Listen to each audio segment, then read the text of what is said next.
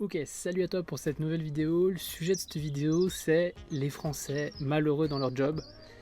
Et je pense que c'est peut-être le bon moment pour faire cette vidéo, vu qu'on est confiné et qu'on a du temps pour réfléchir sur notre situation. Peut-être que tu fais partie de ces stats-là que j'ai réussi à trouver dans un livre, et je te mettrai en lien d'ailleurs tout simplement les articles dans lesquels sont pris ces chiffres. 34 à 54% des Français se sentent pas bien dans leur job, sont malheureux au travail. Le but ici, c'est d'essayer de comprendre qu'est-ce qui bloque, qu'est-ce qui te bloque toi peut-être pour passer à l'action et pour faire ce qui te plaît dans ta vie et avoir peut-être les ressources que tu voudrais avoir mais que tu mets pas en place. Quels sont selon moi en tout cas les deux facteurs qui font que tu as peut-être des soucis pour avancer dans tes objectifs de vie. La première chose qui me semble à noter ici, c'est le fait que une personne, classiquement, quand elle va être dans son travail, elle va être un peu la tête dans le guidon, tu vois, elle va être un peu enfermée, elle va fermer ses œillères et elle va pas forcément penser à ce qu'elle pourrait faire. Et surtout parce que soit elle l'a essayé, ou soit elle n'a pas essayé, mais sortir de sa zone de confort, c'est très difficile. Et si elle n'a pas essayé, forcément du coup, elle n'a pas forcément l'habitude de le faire. Donc sortir de sa zone de confort pour essayer d'aller chercher quelque chose de mieux, elle ne sait pas le faire. Et si elle a essayé et qu'elle s'est pris des claques, elle va encore moins envie de le faire. Et pourtant, peut-être qu'à l'heure actuelle, c'est le meilleur moment pour prendre du recul, réfléchir sur ce que tu fais et te poser la question de est-ce que tu es heureux dans ce que tu fais. Et là on arrive sur le deuxième point qui me semble super important et qui moi a énormément fait évoluer ma conscience quand j'ai pris cette équation, quand j'ai appris cette équation. Quelle est cette équation? C'est l'équation de la vie pour moi. Cette équation elle est assez simple en fait. C'est tout simplement je fais, j'obtiens, je suis. Beaucoup de personnes voient les choses comme ça. Et je pense que c'est pas forcément la meilleure des façons pour être épanoui dans la vie et pour pouvoir faire les choses qui nous plaisent. Ou en tout cas d'être sûr que ça va nous plaire. Je te donne un exemple de cette équation. Souvent, on va la retrouver quand on va faire des grands choix dans notre vie. Je pense par exemple aux études. L'idée des études, c'est quoi? C'est je fais des études pour obtenir un diplôme et pour devenir du coup la personne que je veux être d'après ce que j'ai fait et d'après le diplôme que j'ai obtenu. Exemple, je fais des études de médecine pour obtenir un diplôme qui va me permettre de soigner des gens. Et du coup, je deviens médecin. Ok, jusque-là, tu me suis. Mais est-ce qu'il ne faudrait pas inverser cette équation?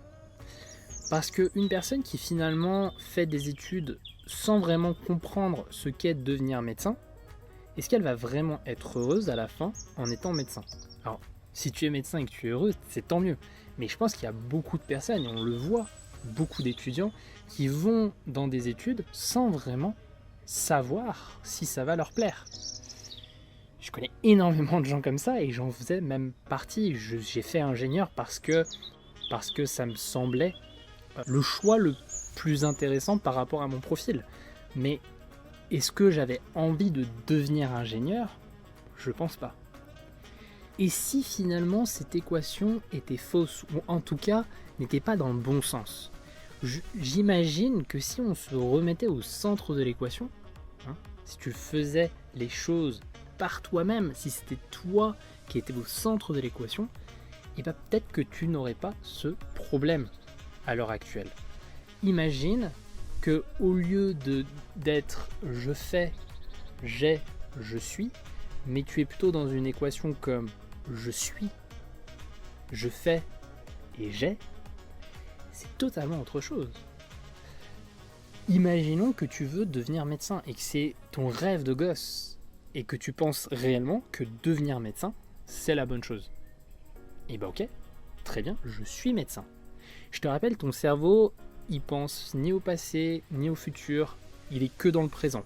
Donc, Que tu veuilles devenir médecin, c'est la même chose pour lui que tu es médecin maintenant. C'est la même chose, c'est le même principe. Donc si pour toi tu es déjà médecin, tu es déjà le médecin que tu veux incarner dans 10-15 ans, eh ben pourquoi ne pas l'être maintenant? Pourquoi ne pas te dire à ton corps, à ton esprit, dire ok, je suis médecin. Et du coup, qu'est-ce que je dois faire maintenant pour pouvoir vraiment l'être? Parce que tu le sais que ton cerveau, même si tu l'as dupé là-dessus, il va falloir quand même que tu le deviennes médecin. Je vais faire des études. Ok. Et qu'est-ce que je vais obtenir? Je vais obtenir un diplôme qui va me permettre d'être la personne que je veux être. Mais tu vois, le problème, c'est que beaucoup de personnes ne font pas ce switch-là. Ou s'ils le font, ils le font inconsciemment, ils ne mettent pas de la conscience dans ça. Et la difficulté dans tout ça, c'est qu'il faut continuer à se poser cette question de manière perpétuelle. C'est-à-dire que c'est comme quand tu nages. Je ne sais pas si tu as déjà essayé de nager sous l'eau. Tu vises un endroit, tu nages 10 mètres sous l'eau. Si tu continues à nager sous l'eau, je peux t'assurer que tu n'arriveras jamais à l'endroit que tu avais visé au début. Par contre, si tu ressors, tu regardes un peu où tu es et que tu te redécales pour pouvoir viser l'endroit que tu cherchais, la côte ou je ne sais quoi, là, si tu replonges, tu auras beaucoup plus de chances d'atteindre le résultat que tu t'es fixé. C'est exactement la même chose. Si tu ne te reposes pas la question de est-ce que devenir médecin c'est ce que je veux, peut-être que tu vas aller dans un cul-de-sac. Et c'est peut-être la principale chose que tu devrais faire si tu es dans cette situation et que tu te sens frustré dans ton job. Peut-être que la première chose que tu devrais faire, c'est de te poser la question, mais qu'est-ce que tu aimes? Qu'est-ce que tu aimes? Qu'est-ce que tu veux faire? Qu'est-ce que tu veux être? Je te donne un exemple. Moi, mon objectif, c'était pas d'être youtubeur. Moi, ce que je veux, c'est t'apporter de la valeur. Mais quelle était la solution la plus adaptée pour le faire? C'était utiliser YouTube.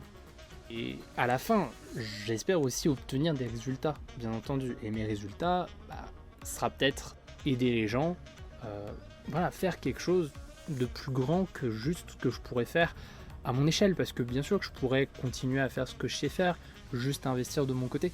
Mais c'est quand même plus intéressant de pouvoir voir les gens grandir avec toi. Ok, j'espère que tu as aimé cette vidéo. J'essaie de te résumer ça rapidement. Première chose, pense à sortir de ta zone de confort. Tu as déjà un non à l'heure actuelle. Va chercher le oui. Prends le temps de te dire que sortir de ta zone de confort, c'est une bonne chose, même si tu as déjà essayé, que tu as eu des échecs. Et rappelle-toi que c'est surtout pour t'apprendre quelque chose. Je le dis pas à la fin de chacune de mes vidéos si c'était pas le cas. J'en suis convaincu que l'échec est là pour te rendre plus grand. Sauf qu'on a un défaut à l'heure actuelle, c'est de voir l'échec comme quelque chose de paralysant. Donc prends vraiment conscience de l'apprentissage de tes échecs et de tes réussites aussi pour pouvoir avancer. Ça, c'est la première chose. Et la deuxième chose, c'est de te remettre au centre de l'équation. Pense à qui tu veux être, pense à qui tu veux devenir. C'est vraiment là, je pense, la clé pour se sentir bien dans ce que tu fais. Parce que peut-être que là, tu es en manque de sens, et que si tu te poses ces questions-là, tu retrouveras du sens dans ce que tu fais, et tu seras finalement heureux, et tu n'auras pas forcément besoin de changer de job pour le devenir.